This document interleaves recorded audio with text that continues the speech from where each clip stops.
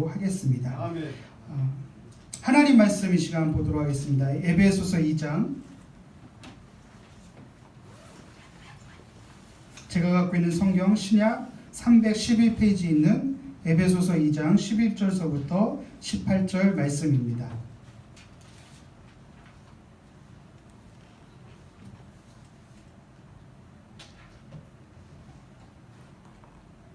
에베소서 2장 11절 말씀부터 18절 말씀을 봉독하겠습니다. 그러므로 생각하라. 너희는 그때 육체로는 이방인이요 손으로 육체에 행한 할례를 받은 무리라. 칭하는 자들로부터 할례를 받지 않는 무리라. 칭함을 받는 자들이라.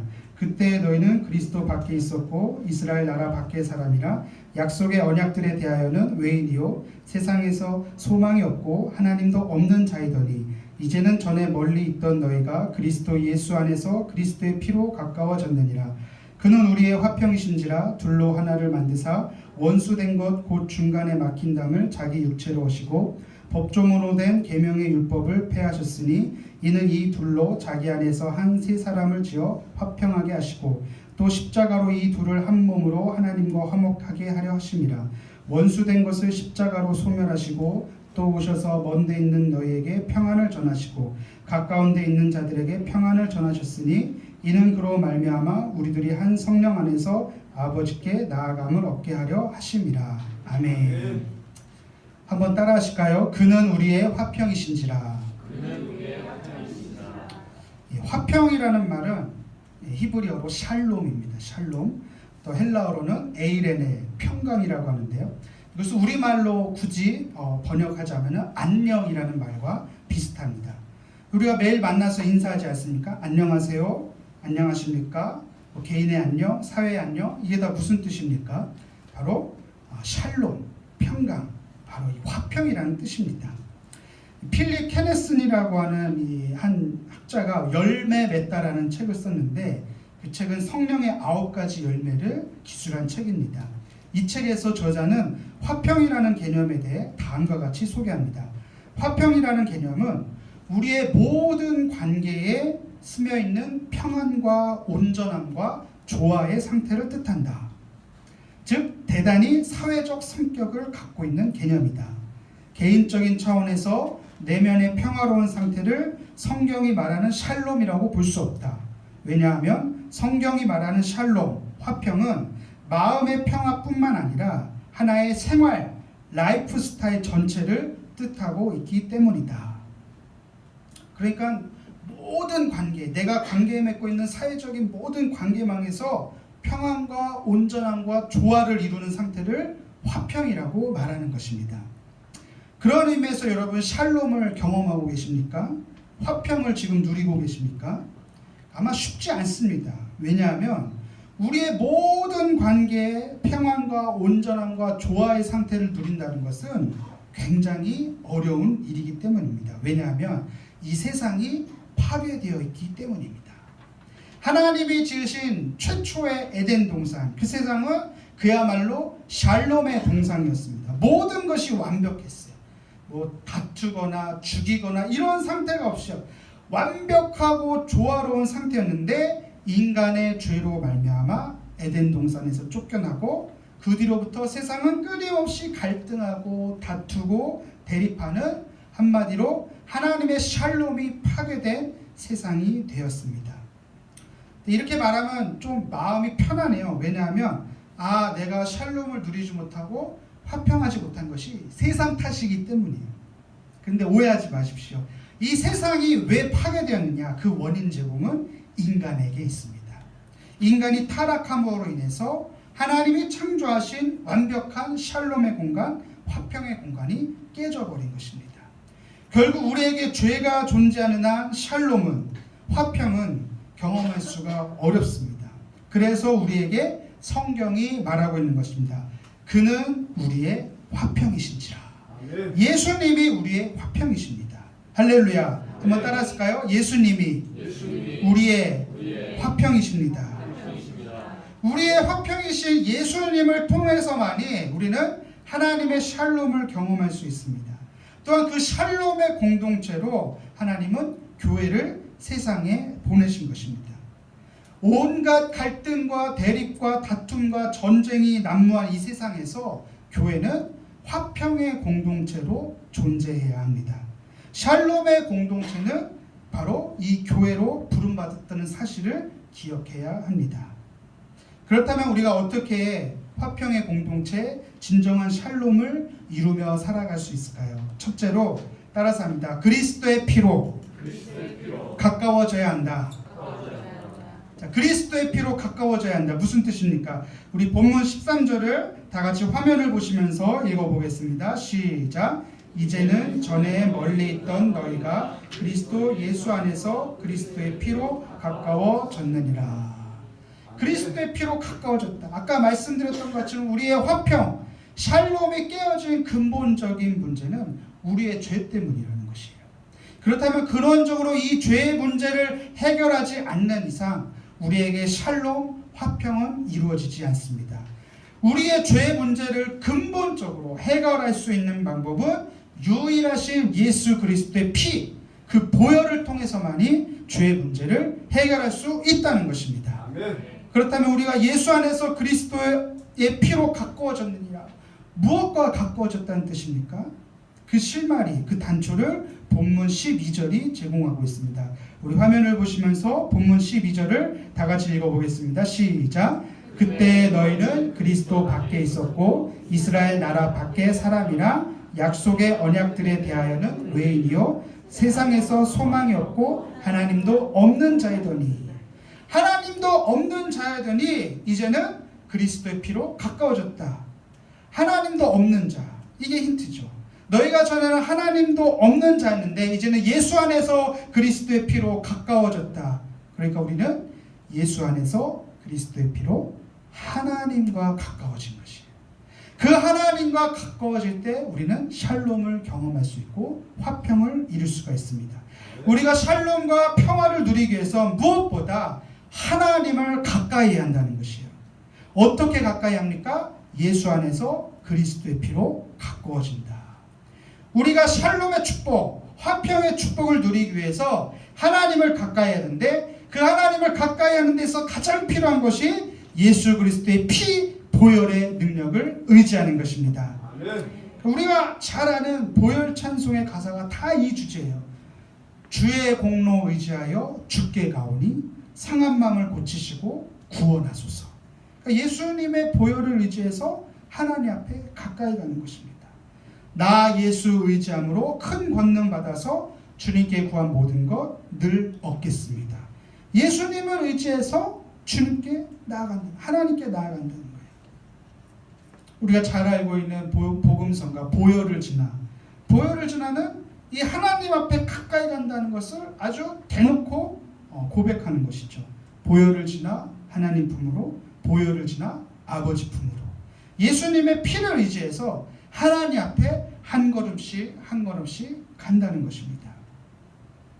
오늘 바라기는 이 제단에 예수님의 보혈의 피를 통해서 하나님 앞에 더 한 걸음씩 가까이 가는 저와 여러분들 되시기를 주님의 이름으로 축복합니다. 아멘. 여러분, 이 찬양을 지은 김도훈 목사님, 저랑 같이 여의도에서 사역을 했었는데 지금은 이제 여의도 순복음 시흥교회에 있죠. 제가 이분을 왜 이렇게 가까이 교제를 했냐? 제가 찬양 인도를 마치고 전도세 가족부로 갔을 때 저의 뒤를 이어서 찬양 인도를 누가 할 것인가? 초미의 관심사인데 김도훈 목사님이 낙점이 된 거예요. 어떡하냐고 그러면서 이제 인수인계하면서 이런저런 얘기를 하는데 제가 물어봤어요. 이 찬양 보혈을 지나 어떻게 지었냐고. 그러니까 처음에는 자기가 이렇게 작곡을 해가지고 작사해가지고 교회에서 이제 딱 하려고 했는데 교회에서 이제 찬양분과위원회에서 너무 이게 가사가 쉽고 멜로디가 이렇게 너무 쉽다. 그래서 그러냐고 쿨하게 그냥 받아들이고 안 했는데 나중에 이렇게 전국 방방곡곡에서 막 해가지고 나중에는 이게 역으로 여기서 오리지널은 여기 있는데 역으로 들어왔던 거예요. 오리지널이 여기 있었는데 그래서 궁금해가지고 그 찬양 어떻게 지었습니까? 이렇게 물어봤더니 이 찬양을 지을 때 자기가 너무 절망이 있었고 너무 힘들었었는데 갑자기 하나님이 이런 마음을 주셨다. 보혈이 생명이다. 보혈이 살 길이다. 그런 마음을 주셨다는 거야. 사랑하는 광교순복음교회 성도 여러분, 예수님의 보혈에 우리들의 살 길이 있습니다. 여러분들의 형편과 상황 가운데서 무엇이 해답이겠습니까? 예수님의 보혈이 우리들에게 생명이 되고 우리들의 살 길이 된다는 사실을 믿으시기 바랍니다. 그래서 우리가 그 하나님 앞에 어떻게 가까이 갈 것이냐, 예수님의 보혈을 의지해서 샬롬과 화평을 누리시기를 주님의 이름으로 축원합니다. 둘째로는 따라서 합니다. 막힌 담을 보혈로 허물어야 한다. 우리 본문 14절을 다 같이 화면을 보시면서 읽어보겠습니다. 시작. 그는 우리의 화평이신지라 둘로 하나를 만드사 원수된 것 곧 중간에 막힌 담을 자기 육체로 허시고. 하나님과 우리 사이에 막힌 담을 허무셨고, 나아가 인간과 인간 사이에 존재하던 담을 허무신 것입니다. 이 십자가가 바로 그 상징입니다. 하나님과 인간 사이에 죄악의 담을 허무시고, 나아가 인간과 인간 사이에 수평의 벽을 허무셨던 것이에요. 이 특별히 본문에서 바울이 말하고 있는 담은 유대인과 이방인 사이에 막힌 담을 허물었다. 그러니까 유대인들하고 이방인들은 가까워질래야 가까워질 수 없는 오랜 시간의 간극이 존재했습니다. 얼마나 유대인들이 이방인들을 경멸했으면 개라고 불렀겠어요. 개. 그런데 사도 바울은 지금 그 간극, 그 벽을 예수 그리스도로 말미암아 허물어졌다 말하고 있어요. 우리 다 같이 화면 보시면서 16절을 한번 다 같이 읽어보겠습니다. 시작. 또 십자가로 이 둘을 한 몸으로 하나님과 화목하게 하려 하심이라. 원수된 것을 십자가로 소멸하시고. 유대인들이 개라고 불렀던 이방인들에게 복음이 들어가기 시작합니다. 점차로 예수님을 나의 구주로 믿는 유대인들과 이방인들이 하나의 공동체로 같은 신앙의 고백을 하기 시작합니다. 원수된 자들도 십자가 안에서 한 몸으로 부르심을 받았다는 것이에요. 세상에서 소망이 없던 자들이 서로를 향해 적대감을 드러내고 거침없이 표현했던, 상대방을 향해 개라고 경멸했던 자들이 어떻게 하나의 공동체가 될 수 있었겠습니까? 다른 이유가 없습니다. 그리스도 십자가 구원의 사건이 이 모든 것을 가능하게 한 것입니다. 예수님의 십자가 희생 이후로 예수님을 믿는 이방인들이 다 하나님의 자녀가 되었고, 하나님의 약속을 받는, 하나님의 언약을 기다리는 자가 되고, 함께 교회 안에서 예수 믿는 유대인들과 한 공동체가 되었던 것입니다. 여러분, 이 말씀을 믿으시면 아멘 하실까요? 아멘. 십자가에서 모든 죄와 모든 저주와 모든 질병을 고쳐주시고, 그리고 서로가 서로를 경멸하고 서로가 서로를 받아들일 수 없었던 그 원수된 것까지도 화평케 하신 것이 바로 이 십자가의 능력, 십자가의 사건이라는 것입니다. 아멘. 사랑하는 우리 광교순복음교회 성도 여러분, 교회는 이 십자가로 말미암아 화평의 공동체를 이루는 것입니다. 바로 저와 여러분들이 그 화평케 하는 자의 사명이 있다는 것이죠. 화평케 하는 자는 하나님의 아들이라 일컬음을 받을 것이요. 십자가는 내가 죽고 내가 다시 산 곳입니다. 믿습니까? 아멘. 믿습니까? 아멘. 아무든지 나를 따르거든 자기를 부인하고 자기 십자가를 져야 우리가 주님을 따라갈 수가 있습니다. 그러므로 십자가는 상징이 아니라 우리들의 삶의 방식이 되어야 합니다. 아멘. 내가 섬기고 내가 희생하고, 그래서 우리 안에 있는 보이지 않는 벽들을 허물어뜨리는 것, 그게 바로 예수님이 행하신 일이고, 그게 바로 예수님을 따르는 저와 여러분들이 화평케 하는 자로서 살아가는 라이프 스타일인 것입니다. 여러분, 이 부르심에 순종하는 저와 여러분들이 다 되시기를 주님의 이름으로 축복합니다. 아멘. 마지막 세 번째로 따라합니다. 성령 안에서 함께해야 한다. 우리 본문 18절의 말씀을 다 같이 화면을 보시면서 읽어보겠습니다. 시작. 이는 그로 말미암아 우리 둘이 한 성령 안에서 아버지께 나아감을 얻게 하려 함이라. 여러분, 예수님께서 십자가에서 죽으심으로 인해서 우리를 화해시켰다라고 말씀드렸습니다. 그런데 거기서 끝나는 것이 아니에요. 화해된 공동체는 반드시 성령 안에서 아버지께 나아가야 한다는 것이죠. 이것을 꼭 기억했으면 좋겠어요. 진정한 샬롬, 화평의 공동체는 이미 예수님께서 십자가에서 완성하셨는데 그 완성된 화평과 샬롬을 유지하는 것은 우리가 늘 성령 안에서 하나님 아버지께 나아가는 것이에요. 그런 의미에서 우리가 지금 함께 드리는 예배는 샬롬과 화평을 지키는 가장 귀한 영적인 만남인 줄로 믿습니다. 그러니까 예배소서 4장 3절에 이런 말씀이 나오죠. 성령 안에서 하나 된 것을 힘써 지키라. 하나 된 것이 예수님의 십자가 공로에 의해서 완성됐다면 그 하나됨을 힘써 지켜낼 본분이 우리에게 있다는 것이죠. 우리가 이것을 어떻게 지켜낼 수 있을까요? 우리 야고보서 3장 14절서부터 18절, 우리 좀 말씀이 길지만 우리 화면을 보시면서 한 목소리로 읽겠습니다. 야고보서 3장 14절 18절. 그러나 14절 말씀이요. 그 앞에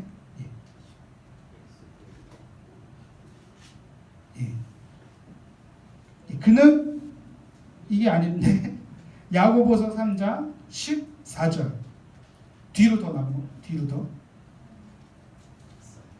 없어요? 네, 그럼 좀 찾아보겠습니다. 야고보서 3장 14절과 18절 말씀.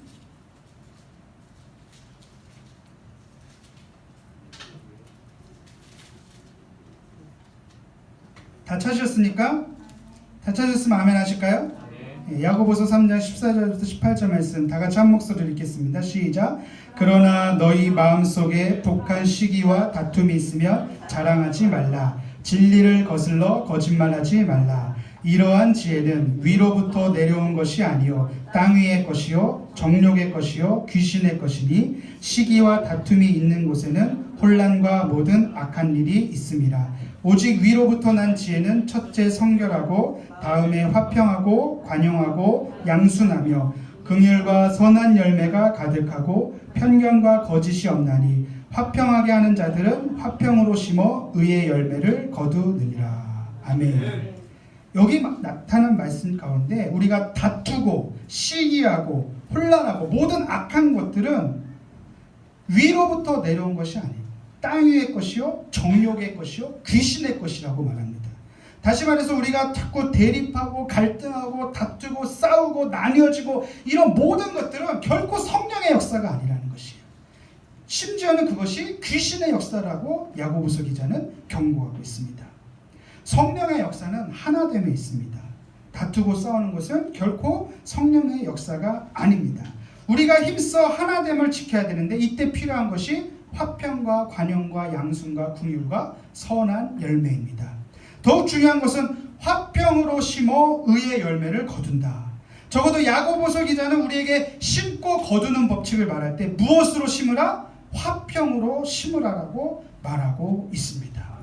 여러분 심지 않으면 거둘 수가 없죠. 여러분들이 화평의 씨앗이 되어서 희생과 섬김으로 주님 앞에 심는 씨앗이 될 때 우리는 의의 열매, 축복의 열매를 거둘 수가 있는 것입니다. 여러분 용서하고 사랑하고 하나 될 때 하나님께서 우리에게 열매로 복을 내려 주시는 것입니다. 그러니까 결코 우리가 잊지 말아야 될 것은 성경이 말하는 이 샬롬과 화평은요 끊임없이 세상으로부터 위협받고 있습니다.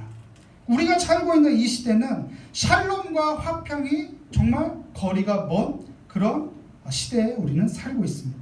인터넷만 들어가도 서로를 향한 적대와 혐오가 난무합니다. 더욱 놀라운 것은 실제적으로 법적으로 고발을 해서 실제 당사자를 만나면 너무나도 평범한 이웃들이라는 거예요. 신문지상에 그런 요즘에 신문도 잘 안 보겠지만 뉴스를 보면은 그런 명예훼손으로 고발하고 뭐 네티즌들을 고발하고 법정에 세웠더니 너무나 평범한 초등학생, 너무나 평범한 회사원, 너무나 평범한 이웃들이라는 것이에요. 왜 그렇습니까? 익명의 공간에서 혐오를 설계하고 공모하고 부추기는 사회에 살고 있다는 것이에요. 우리는 그런 영향을 전혀 받지 않고 있습니까? 그 누구도 예외가 없죠. 이러한 뉴스와 보도를 접하면서 드는 질문은 이런 사회에서 과연 우리가 어떻게 샬롬과 화평을 이루며 살아갈 수 있겠는가? 따라서 하십니다. 오직 성령으로만 가능하다. 내 안에 자꾸만 본성이 떠오르고 세상에서 그런 화평과 샬롬을 이루지 못하게 하고 혐오와 배제 그렇게 막 서로 다투고 시기하고 그런 반목하고 대립하고 갈등하게 만드는 것이 세상의 법칙이라면 성령의 법칙은 무엇입니까? 우리로 하여금 화평을 심고 양순케 하고 관용을 베풀고 선한 열매를 맺게 하는 것이 바로 성령의 법칙이라는 것입니다. 그래서 우리는 매일매일 성령 충만을 받아야 합니다. 매일매일 성령의 재충만을 받아야 합니다. 예전에 받았던 성령 충만, 예전에 받았던 은혜에만 머물러서는 우리가 샬롬과 화평을 이루며 살아갈 수가 없습니다. 날마다 매일매일 성령 충만을 간구하시고 그 성령의 재충만을 통해서 날마다 우리가 화평과 샬롬을 세상에 보여줄 수 있고 나타낼 수 있는 믿음의 사람들이 다 되시기를 주님의 이름으로 축복합니다. 아멘. 그러기 위해서 우리가 기도가 필요합니다. 날마다 말씀으로 내 영혼을 채워야 합니다. 필요하면 금식도 합니다. 금식할 때 기적이 일어납니다. 여러분, 세상 소망이 다 사라진 것 같고 샬롬과 화평이 깨어진 시대에 우리가 살고 있습니다. 이럴 때일수록 우리가 예수님의 보혈을 의지하고 성령의 충만함에 늘 깨어있고 그런 교회가 되시기를 주님의 이름으로 축복합니다. 축복합니다.